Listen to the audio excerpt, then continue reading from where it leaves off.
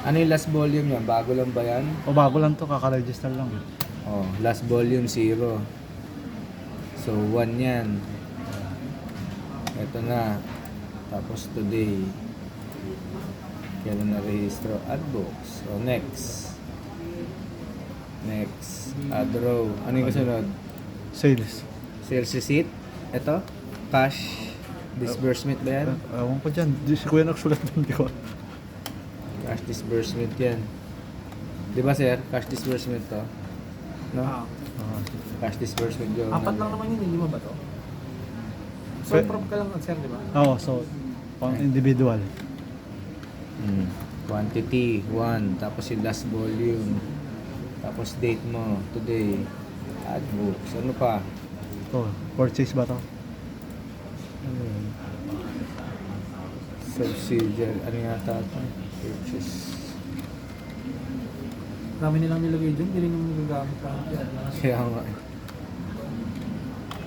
Subsidiary purchase journal. Ngayon lang nakita may nag-add niya na. Hindi naman yung ano yan, same lang. Oo, nakaka-stress mga ito eh. Parang dinayo ko pa ito eh. Kung gagayahin ko sa mga tutor sa YouTube, mamaya magkamali ako eh.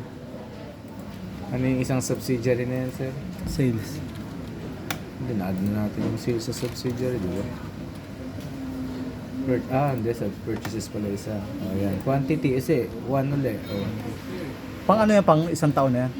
O magre-register ulit Depende ako? kung maubos mo. Pag naubos. Pag hindi, like, Paper miss lang. okay. Ilan na yan? 5. Ledger. Pala, dami pala ba? Ano? Anim lahat pala.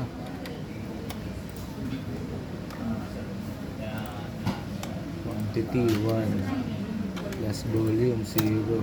Tab na lang yan, sir. Oh.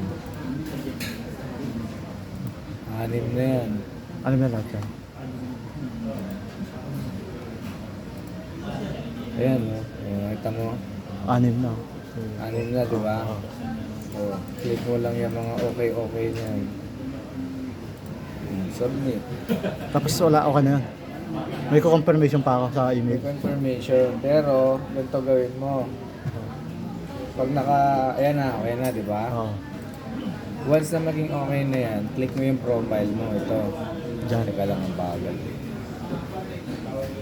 Meron dito profile, tapos stamps. Stamps. Stamps. Stamps.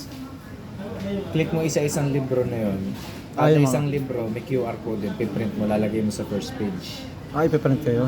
O, lalagay mo sa first page nung each nung book na yun, yung Ah. QR. Parang yun na yung stamp niya. Yun na. Ayan, o. O, nakita mo. Ito sa journal. Ito sa cash receipt. Ito sa disbursement. Try mo nga isa, Kuya. O.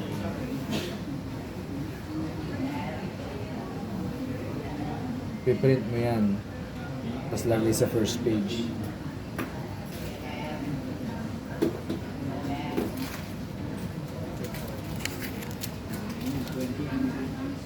Oh, yan na. Open mo. Ayun, sa taas eh. Ito.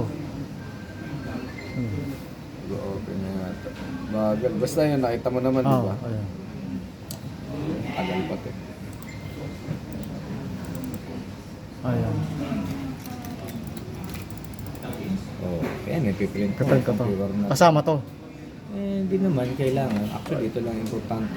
Screenshot ko na lang to, no? Oh. Kasi ano mo na lang, sniping tool mo. Gusto mo, itong buo na to, lagay mo. Oo, Pwede lagay naman. na lang para may details, no? Oh, yan, Sige ganun po. lang. Thank you.